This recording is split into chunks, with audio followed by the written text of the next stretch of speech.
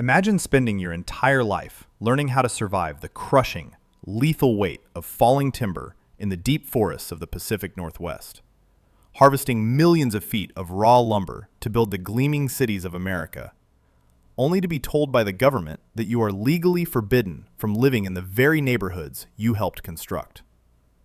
Imagine being drafted into the greatest global conflict in human history, shipped across the ocean to the freezing, snow-choked mountains of Europe, and being handed an axe instead of a rifle, explicitly because the military establishment is absolutely convinced that your mind is too primitive for complex tactics, and your courage too brittle for the front lines.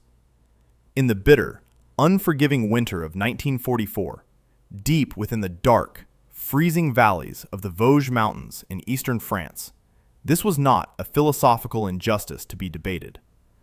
It was the agonizing, daily reality for the men of the 944th Forestry Engineering Battalion. They were a segregated, entirely African-American unit of heavy timber riggers, sawyers, and lumberjacks. In the rigidly prejudiced United States military machine, they were explicitly classified as a rear echelon labor pool. They were not issued heavy artillery, armored half-tracks, or anti-tank weapons. They were equipped with massive, 8-foot 2-man crosscut saws, heavy forged iron felling wedges, miles of thick steel logging chains, and raw muscle. They were the invisible workforce of the winter campaign, expected to silently fell the massive European old-growth forests to provide raw timber for trench reinforcements, artillery bunkers, and ruined bridges, absorbing the absolute worst of the freezing mountain conditions while the white infantry units pushed forward to claim the medals and the glory. Before we step into the freezing shadows of the pines with these forgotten giants, I need to know who is marching with us today. These men built the infrastructure of the war in absolute silence and were rewarded with systemic erasure. Whether you are watching this from a high-rise in Berlin, a crowded street in Mumbai, or a quiet rural town thousands of miles from the mountains, drop your city in the comments right now. Let's map out our own global battalion in honor of the men the history books intentionally left in the dark. The profound tragedy of the 944th Forestry Battalion was that their supposedly secure rear echelon assignment was situated at the exact geographical epicenter of a catastrophic American intelligence failure. The Allied High Command, sitting in warm, pristine, requisitioned French chateaus miles away from the freezing mud, had confidently declared the mountain pass entirely secure. They established a massive forward logistics and timber processing depot at the very bottom of a steep, narrow, V-shaped glacial gorge, heavily relying on the steep, densely forested cliffs on either side to act as an impassable natural fortress. But the reality of mountain warfare is deeply unforgiving, and the enemy was not a disorganized remnant. Deep within the blinding blizzards and the freezing peaks, an elite, highly mechanized regiment of German Gebirgsjäger, the hardened, ruthless mountain infantry of the Third Reich, had entirely bypassed the main American combat lines. They were supported by armored personnel carriers, mounted heavy machine guns, and a deep, arrogant confidence. When the brutal winter storm finally broke, revealing the isolated American depot at the bottom of the gorge, the German mountain troops began their descent. Up in the warm command tents on the ridge, the white American commanding officers and logistics captains looked through their binoculars at the rapidly advancing wave of elite German shock troops pouring down the mountain road. Faced with the overwhelming, terrifying reality of a massive, heavily armed ambush, the local American command structure entirely and instantly collapsed into a cowardly panic. The officers ordered their drivers to start the pristine staff cars, preparing to abandon the gorge and flee down the only clear road leading back to the Allied rear.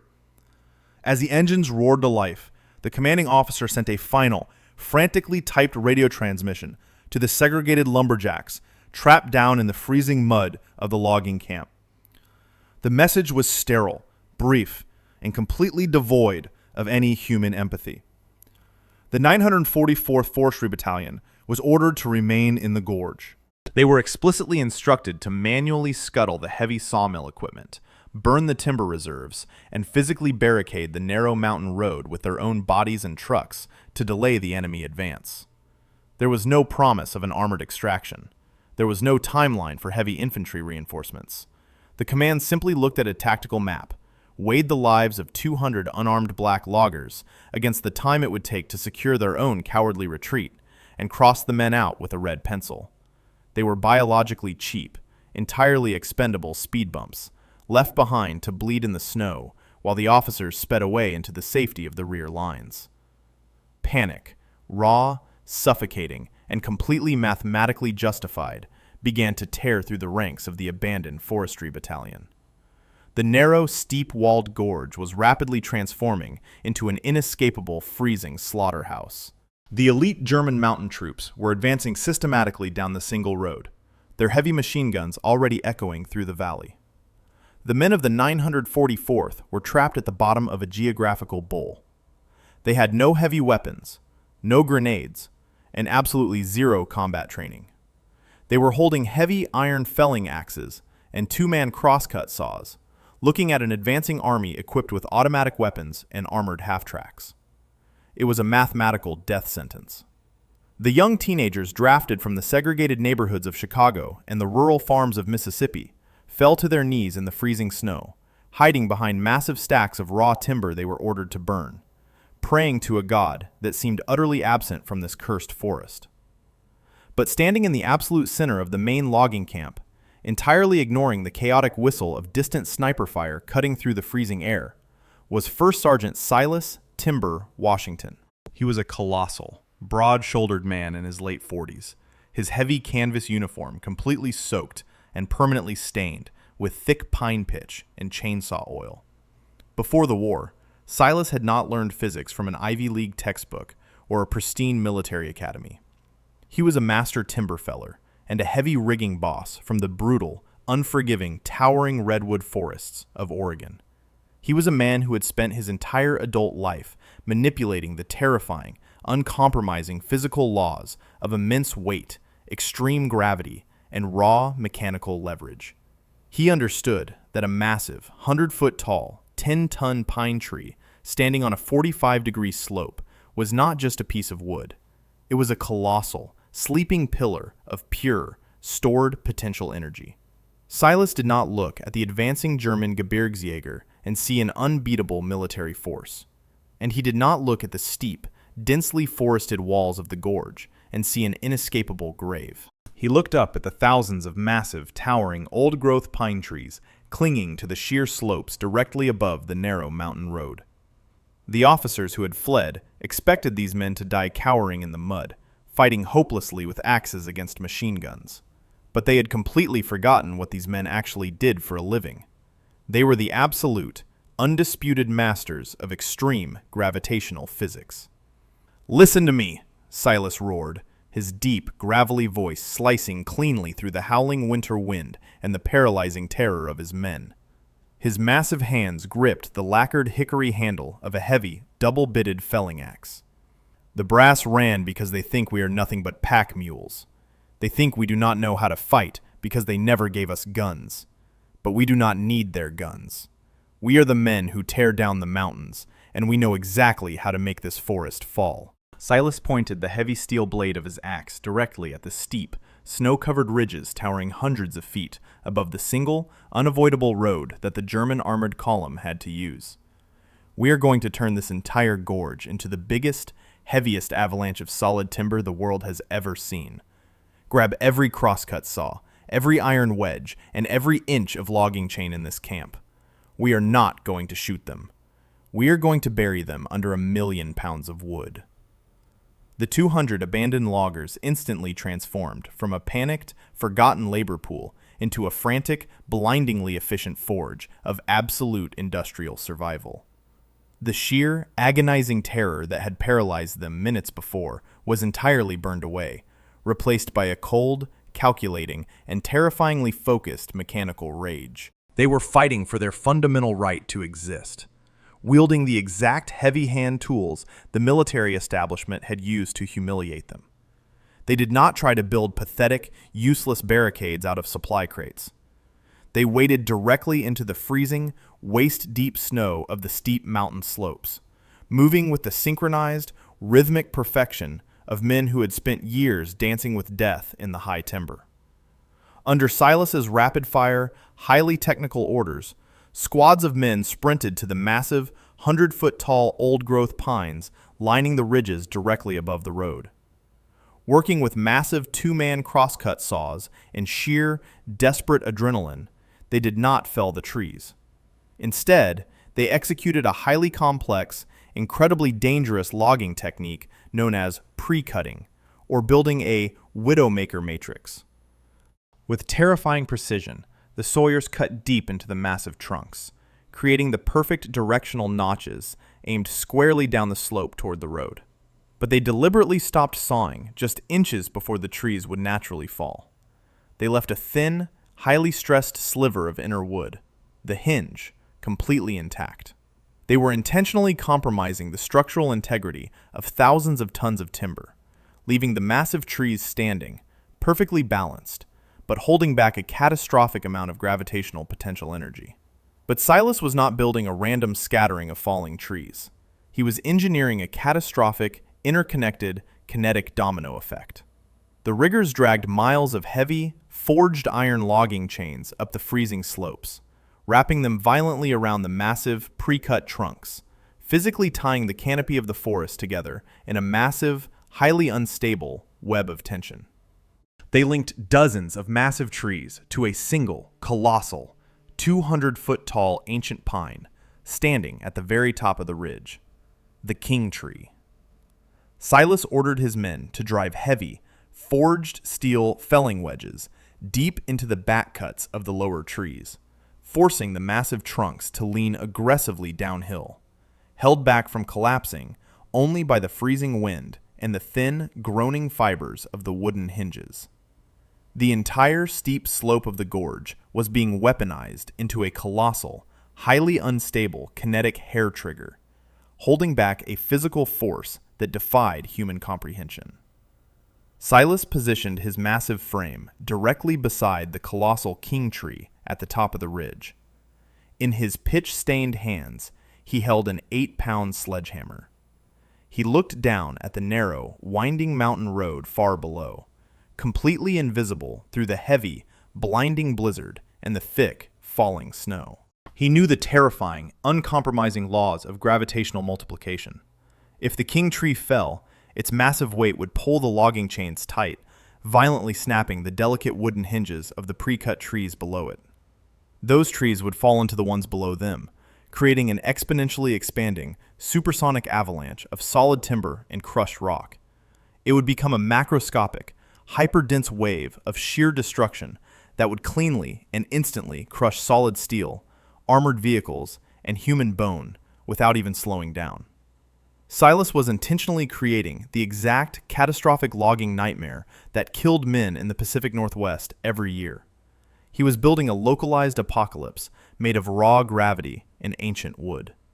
The loggers retreated higher up the ridge, clutching their heavy axes, holding their breath as the distant, terrifying rumble of the German armored half-tracks began to echo up the narrow valley. The elite predators of the mountain war were driving blindly through the snow, completely unaware that the abandoned American lumberjacks had just rewired the fundamental laws of geology and physics to welcome them. The elite vanguard of the German Gebirgsjäger surged down the narrow mountain road with the terrifying jokable, synchronized discipline of men who conquered the Alps. They advanced in a massive, glupal armored column, their heavy SDKFZ 251 half-tracks grinding through the deep snow, the long, Bichty, lethal barrels of their mounted heavy machine guns cutting through the freezing mist. These were the apex predators of the winter theater, hardened veterans who had ruthlessly cleared frozen mountain passes across Europe. They moved with absolute, arrogant speed, their commanders standing high in the open hatches, expecting to find nothing but a chaotic, disorganized slaughterhouse of terrified American logistics clerks cowering in the mud of the depot below. The deafening, relentless roar of their own massive Maybach engines completely masked the terrifying deep bass groaning of the highly stressed, pre-cut timber towering hundreds of feet directly above their heads. The German shock troops were entirely blind to the catastrophic, physics-defying industrial trap waiting in the snow. They funneled tightly into the narrowest, steepest section of the V-shaped gorge, packing themselves bumper to bumper on the single icy road, trapped between the sheer drop of the river below and the massive, heavily forested cliffs above. They were driving directly into the absolute center of a colossal, highly unstable gravitational spring, holding back millions of pounds of raw, unadulterated mechanical tension. Standing in the freezing, howling blizzard at the very crest of the ridge, his massive chest heaving with adrenaline, First Sergeant Silas Washington did not blink. His calloused, pitch-stained hands tightened around the heavy hickory handle of the sledgehammer. He watched the vanguard of the German armored column reach the exact center of the gorge, completely filling the lethal, geometric kill zone he had engineered. He could see the absolute confidence in the enemy commander's eyes, completely unaware that a segregated blue-collar lumberjack from Oregon was about to violently rewrite the laws of combat, using nothing but forestry physics. The massive, ancient king tree was screaming in mechanical agony, physically vibrating in the high winds, desperate to release the catastrophic load. Silas knew that if he waited even 5 seconds longer, the freezing wind might snap the tree prematurely, completely ruining the timing and destroying the trap. He took a deep, freezing breath of the snow-choked air, raised the heavy iron sledgehammer high above his head, and swung it down in a devastating, blinding arc. He did not hit the trunk of the tree. He struck the heavy, forged steel felling wedge driven deep into the backcut of the king tree. The deafening, sharp crack of the wooden hinge, finally shattering under the extreme pressure, was instantly swallowed by a sound so entirely terrifying, so fundamentally unnatural, that it would haunt the nightmares of every man in that valley for the rest of their lives. When millions of pounds of mechanically stored gravitational potential energy are violently, instantaneously released, the resulting physical reaction defies the human senses. The colossal, 200-foot king tree did not simply fall. It violently accelerated toward the earth, its immense weight instantly pulling the heavy, forged iron logging chains absolutely taut.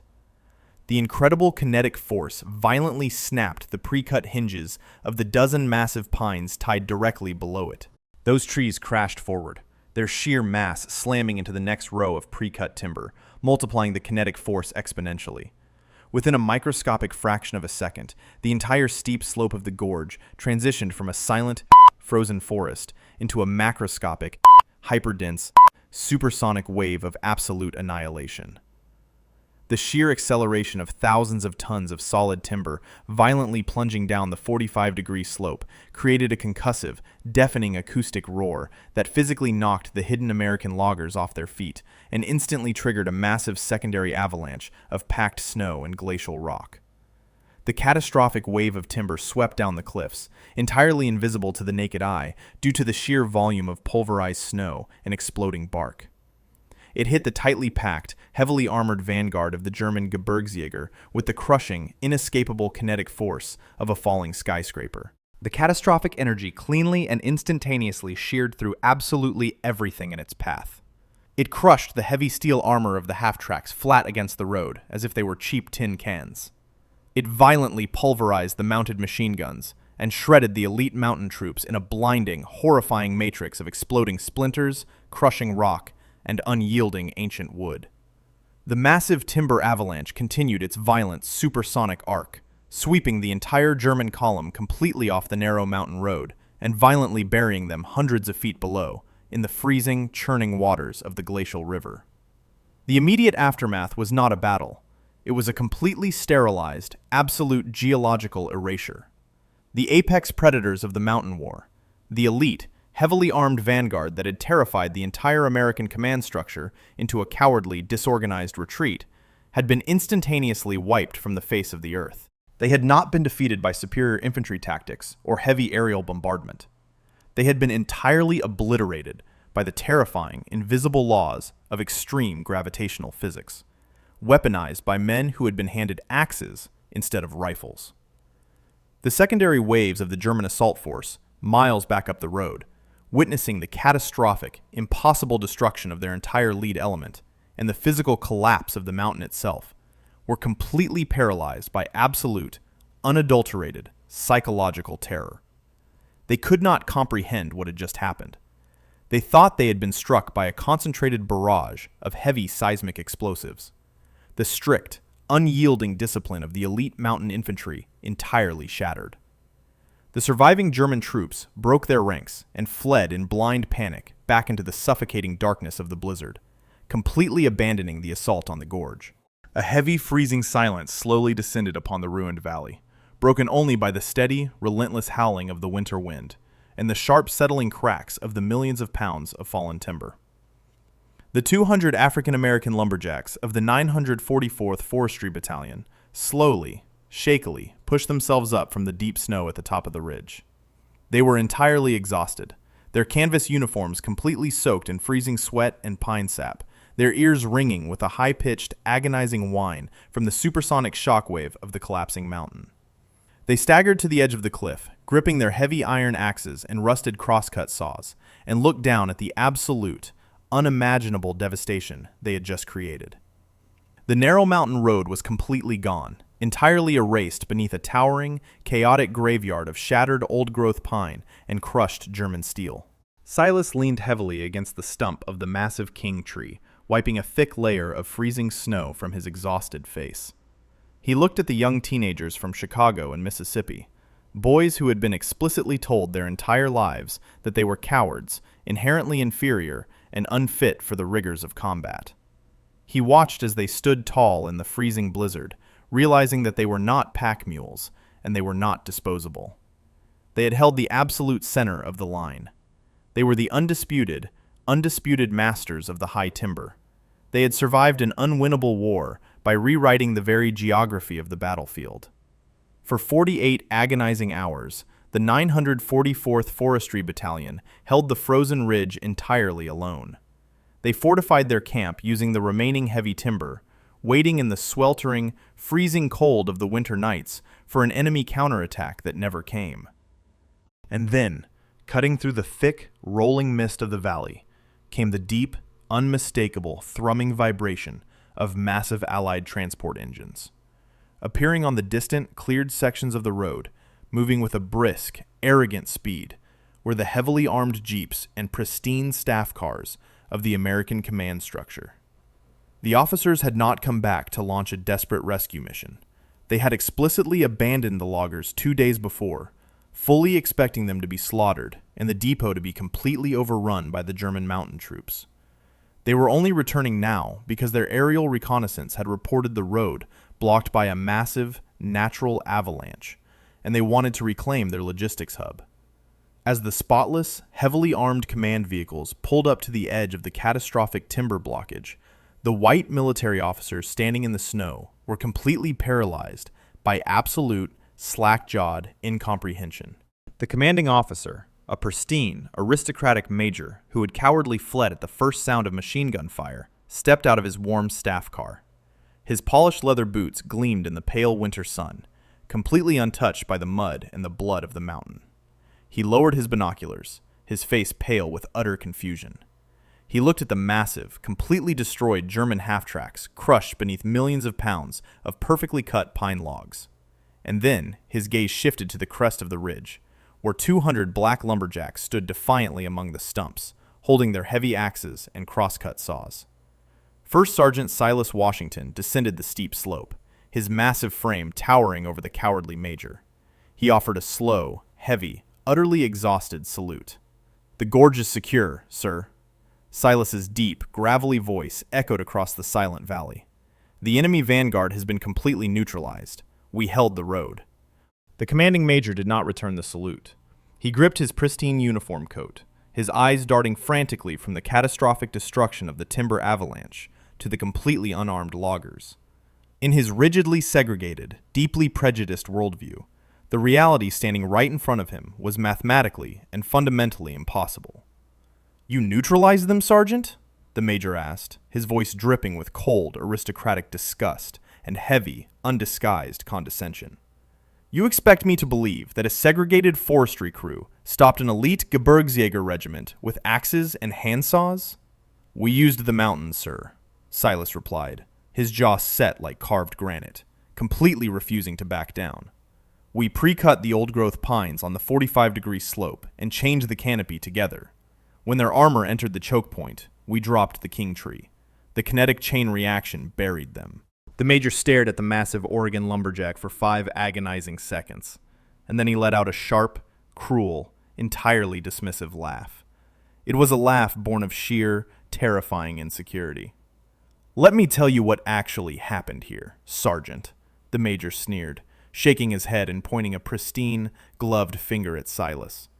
"This German unit was obviously destroyed by a massive, highly coordinated barrage of heavy Allied artillery that triggered a natural landslide.